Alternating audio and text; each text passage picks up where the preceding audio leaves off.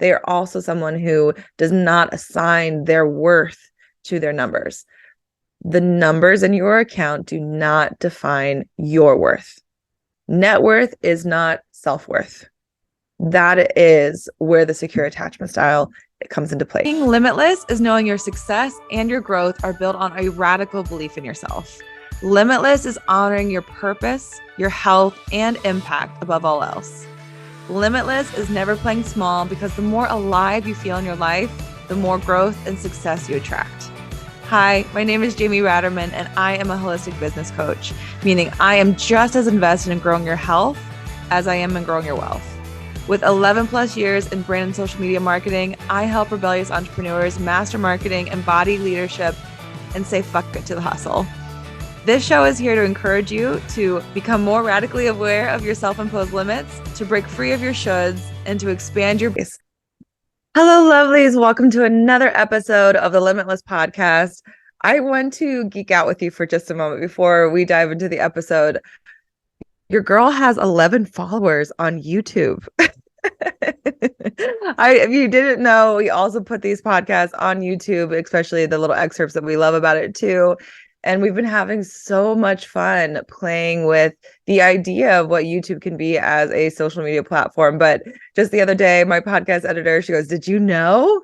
I'm like, what should I know? She goes, we have 11 followers on YouTube. And it just made me so happy. And I think the reason why I just wanted to start this episode chatting about that is it's really fun to just start to expand. And I think one of the things I love most when I start to play more, especially with platforms that I just don't know about as much as I would like to yet, it gets to be fun. I get to see how certain topics are doing really well. And it's not this, oh, why isn't it performing as well as last month's or whatever it might be. So YouTube has been a really fun place to play.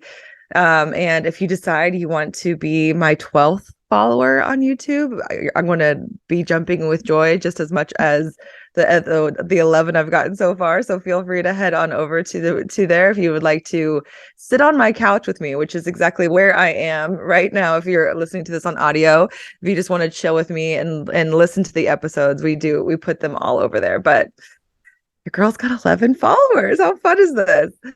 I even too, as I'm saying this, I would cut to a year from now when I've gotten 1,000 followers, and how fun it's going to be able to reference my giddiness off of all of that. But either way, today I wanted to talk a little bit about what it means to have an attachment to things. So because it is February, we're talking about dating, love months, dating styles, finding the right partners, all of these things. I think it's really important to understand that relationship is not solely related to the people in your life. It's also related to the things, the aspects that help you feel your best or not your best. So I want to talk about how we can get into attachment based off of money. But first and foremost, let me give you the groundwork here. So in previous episodes, I've talked about how to be more detached from results and detached from engagement so that you can come back to yourself. But this episode is going to be how we decide to relate not only to others. Don't get me wrong. We'll talk about how we relate to other people, our peers in our life for sure, but more so to the things that influence us, like money in our lives. So this is definitely an episode where I'm asking you to get in touch with something that you might be ignoring. So we're going to be diving into that. So before we begin, I would love to ask you, have you ever analyzed your attachment style? So of course, this is something that you hear a lot with talk about romantic topics. I believe even to Michelle, our relationship coach who came in with us a couple episodes back, talked a little bit about it as well. This is it's synonymous with almost like love languages. If you know your love language, do you also know your attachment style? So we can certainly get a lot of understanding out of understanding that person-to-person relationship. But I'm really referencing a book that I love and would highly recommend. So this, even further, it will explain how certain attachment styles are going to have a harder time when they're in a relationship together versus ones that aren't. especially if there's not some self-awareness, some communication, and so being able to work through those common problems. So if I haven't explained it well enough, I want to tell you it's a great book. I felt seen so much in the book. I promise you will too. And really letting me know that the way in which I might relate to my fiance, to my friends, to even my own like family has a lot to do with some childhood patterns. And it's not exactly something that means that there's something wrong with me. It's just understanding that we all are versions of what we were taught in the past. So highly recommend it. But I want to take their definition of attachment and apply them to other areas of life, other areas than romance. So let me go ahead and run you through what the different attachment styles are. So I'm going to share with you the 3 attachment styles that are described in the book. There is a 4th that you can take a look at, and I'll mention it here, but these are the 3 that I want you to really know. So first, there is the avoidant attachment style. So the avoidant is the attachment who acts like they don't really care. Because to them, it's stronger to not feel than to open up about their needs. That this attachment style is more likely to give up, ignore, blame others when things aren't going their way. When I read it, I was like, this is the playa. This is the playa attachment, the one that just somehow is able to only isolate themselves and be able to like really not connect in that way. So they also can sometimes feel like they are more that masculine energy. In general, they try to not add deeper meaning or purpose to the things they have around them. Again, that's preventing them from feeling those full emotions. And finally, they are likely to rarely ask for help, seeing that it would be more of a weakness for them. So that's avoidant. So as you listen to that, like, have you ever dated an avoidant? Are you an avoidant? Is it possible? Again, as I walk through these attachments, there's none of these are like bad at all. It's just understanding what might happen in there and then how we can get to a more healthy place. But the second one is an anxious attachment. So the second one is an anxious attachment style. So an anxious, oh my gosh, putting it together. The second one is an anxious attachment style. So anxious attachment is where you tend to feel all the things. You feel the ups and the downs of the swings in a relationship. You feel like you can monitor the energy. You're just hyper aware of the people around you more so than yourself at times. So you either feel deeply happy or you're really worried or concerned. You think that you could be too much or too little for somebody else. This attachment style is usually feels less in the moment. So they're someone who's likely to be thinking about the future, what they should have done in the past, but just always kind of like being a little more concerned about what it all means. And by doing so can get on a negative spiral when they're thinking about the future. So this would probably be somebody that tends to be a little bit clingy. We all can feel that way, right? Or that they to find that if that the other person they're in a relationship is more valuable than they are.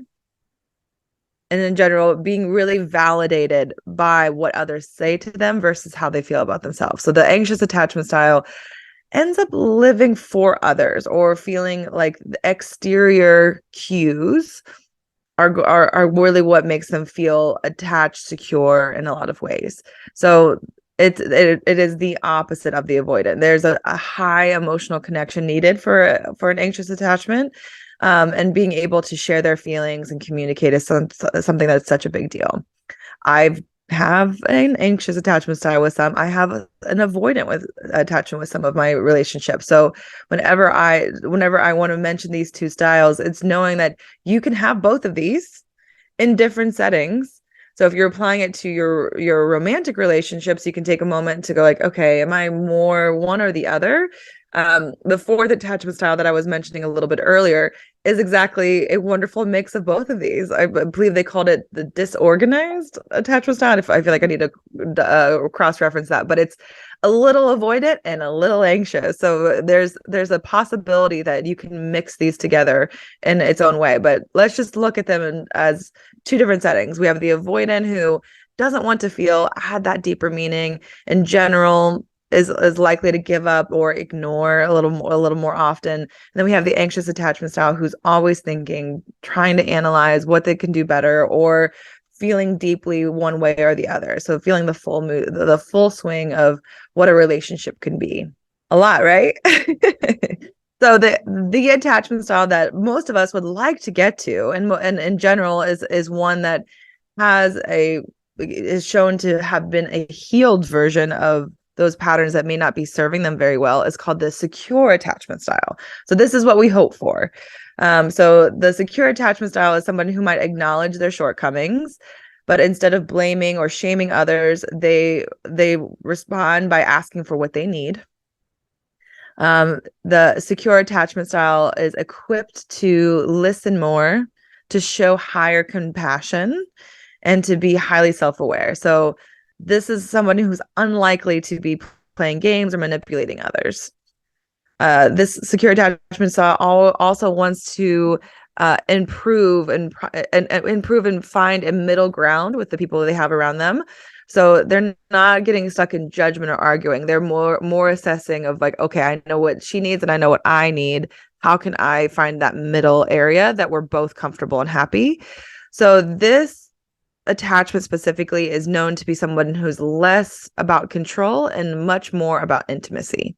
So as you can listen to that, you can hear that there's some healing that had to go on, that they can acknowledge that they're not a perfect human, but they also deserve to get their needs met, that they can see the other person. So know that this is definitely a healing episode as we move and think about these attachment styles in different ways.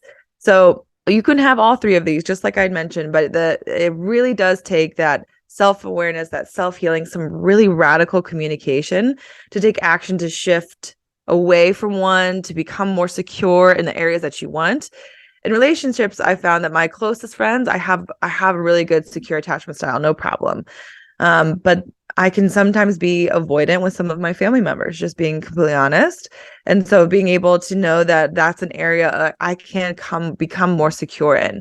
I also have had moments in my current romantic relationship that I had an anxious at first. Like when Fred was deployed, I definitely was that anxious attached feeling, wondering if he was going to call me and different things like that. And then really understanding and, being with somebody for a long time, there was a way in which me understanding that what I was bringing into the relationship was a little bit of stress, that I was able to come back. So I was kind of belittling myself when I got to that, when I was feeling more anxious, preventing myself from understanding that I can bring my power back. So this is where him and I were able to kind of build each other up, which is exactly what it can be when it's in a relationship. So the point being is that you can shift these by taking time to reflect on where this attachment style stemmed from and start to move your meter towards a more secure attachment style.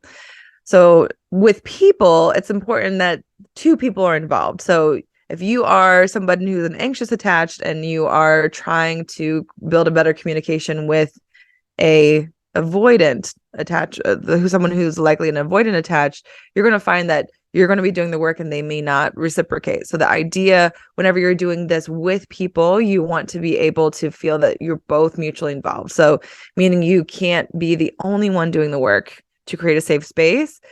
But what's lovely, and this is why I wanted to talk about this on this episode, is that you can find that your top influences, your environment, are something you can heal by yourself.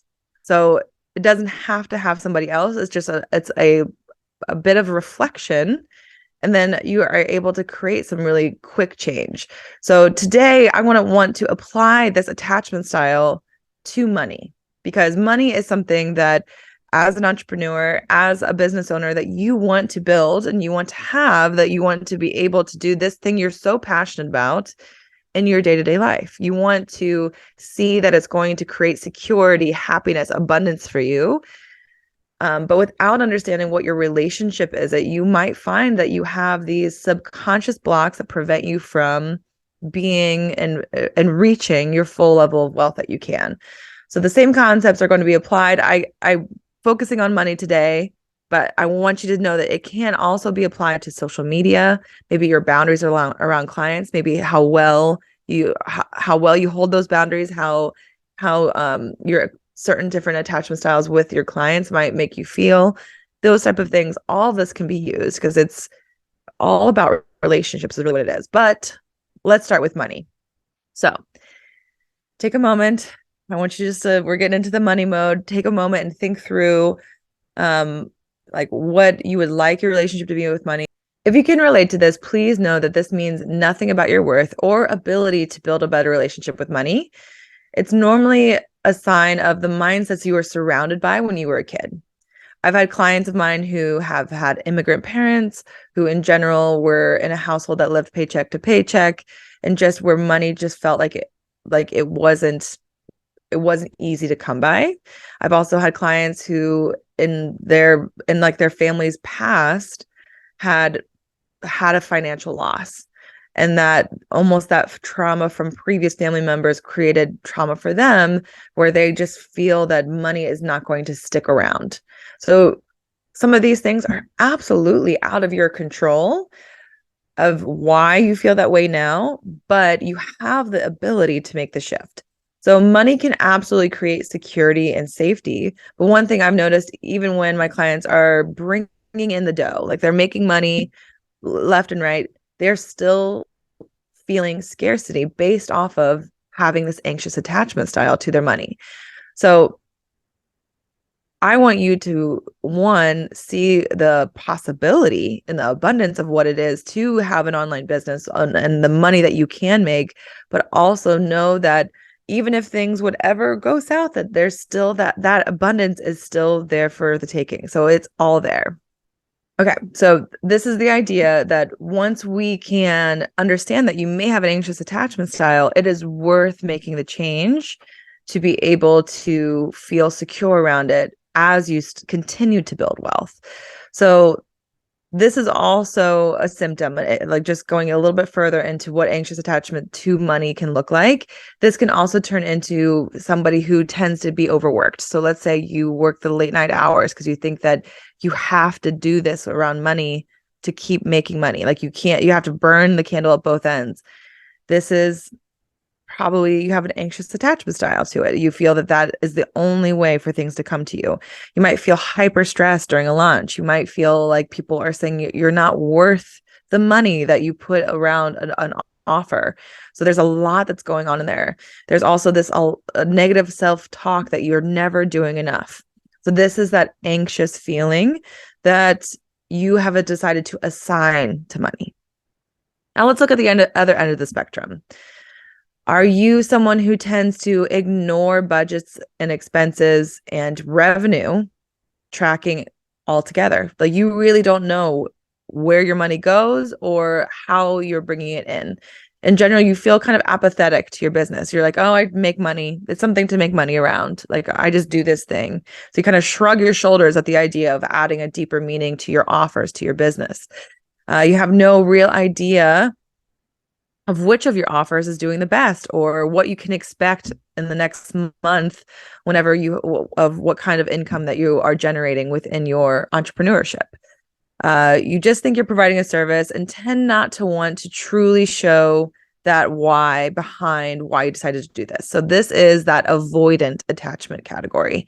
So if you have an avoidant attachment to money, these things are something that might be common for you. By not knowing how your passion is turning into profit for you personally or your business, you're not really able to scale.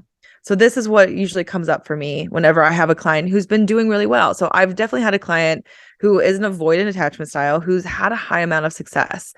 But once we get into coaching together, she has never really looked at her profits. And we end up taking a quick dive during a coaching call and find that she's been missing payments on credit cards, and that's affecting her credit score, that she's putting so much attention into a particular offer because it makes her money. But we find that there's so many ways to automate certain parts of that so that it continue to make her money, but it doesn't have to work against her energy or her passion behind it. But she's never really paid attention to how to make those money shifts.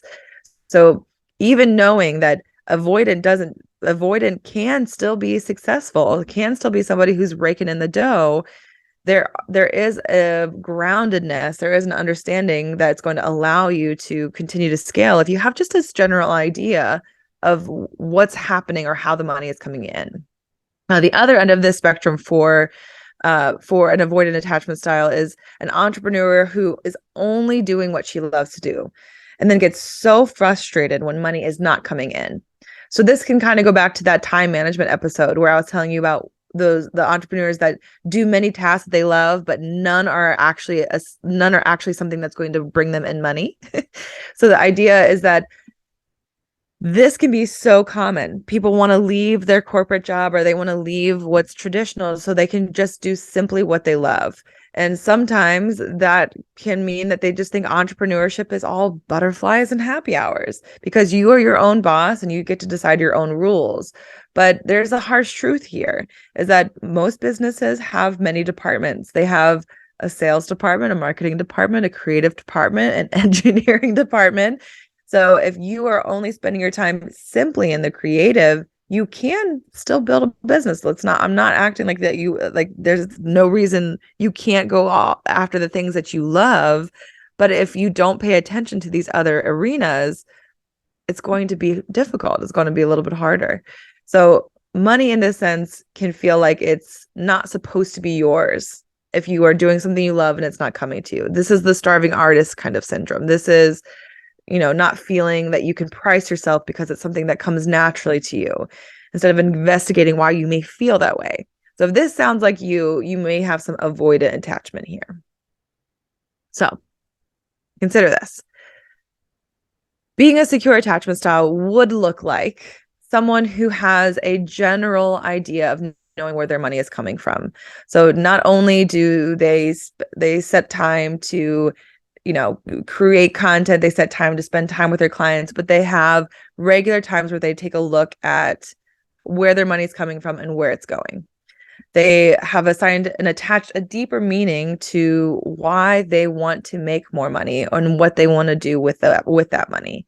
They check in, let's say 2 or 3 times a month on their budgets and revenues, seeing how they can adjust and scale, and they can reflect on how they are keeping up with their sales goals from time to time. So I want you to hear this when I say the secure attachment style is somewhere in the middle between this anxious and avoidant. So the anxious might be somebody who's always looking at their budgets. I had a client who was looking at it 4 times a week. She admitted at one point, and I was like, well, maybe that's not supportive. But this secure attachment style is someone who knows what's going on, but may only check in twice a month. And that's what I'm going to suggest to you guys in a little bit. So money as someone who's in a secure attachment style would feel abundant, even if you're in debt. Like even if you're looking at your credit cards and loans and you are 20,000, 10,000, whatever amounts are in debt, you have a strong belief in yourself that no matter, like, those numbers are simply numbers that you're going to be able to chip away at and you're going to be able to work through. So knowing that a secure attachment doesn't mean that they are financially in a perfect stage of life. They are also someone who does not assign their worth to their numbers. The numbers in your account do not define your worth. Net worth is not self-worth. That is where the secure attachment style comes into place. I feel like it's worth repeating because I think it's really, really essential here. Your net worth is not your self-worth. So making sure that you do not assign any of the high numbers that are in your account or the debts that are in your account to mean anything about you. It's simply how you can build that better relationship to money, but also to be able to understand where you want to go with it. So today's episode was me talking all about how to identify it. So I want you to be aware, take a moment, listen through what I shared, and see if you hear yourself, if you relate to anything that I've shared so far. Find where your attachment style is, and then you know that you can start to heal these money wounds. But after you've done that, I wanted to give you a place to go, how you can start to activate and understand yourself even better. So here's a few ways to start. I want you to reflect. First and foremost, what is your first money memory? If you can take a moment, take a deep breath, think back to when you were a kid and being able to think about the first time money was mentioned to you. Was it something that was like, oh, of course we can get you that toy? Or was it, we don't have enough money for that? Or something like your father's not doing well, or your mother's not doing well in business right now. So like, they're like, what is that first money memory? It's going to make an impression on you. And once you start to think about it and can actually describe how it felt, what was going on there, can you see how it may impose the way you relate to money now? So if you were likely somebody who was worried about where the next part of next paycheck was coming from, you might feel anxious.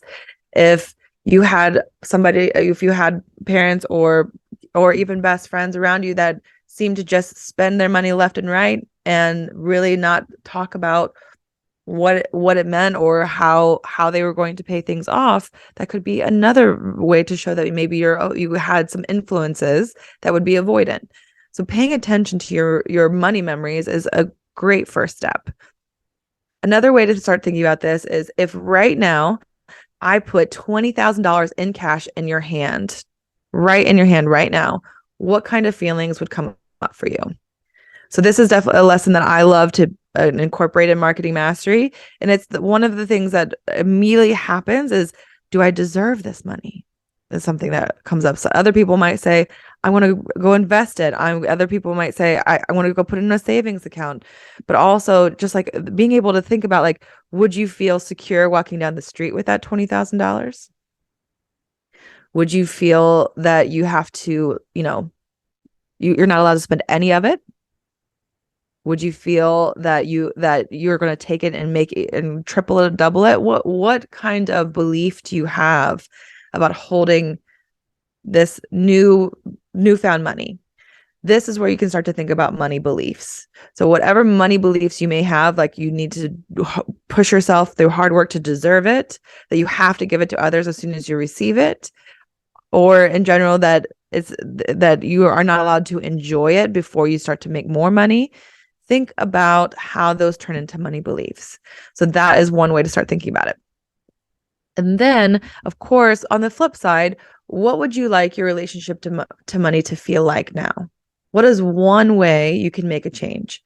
So if you're feeling anxious, what is one way you can just release this feeling of scarcity? If you're feeling avoidant and not believing that the things that you love turn into income, what's one small way you can start to change the way you relate to money?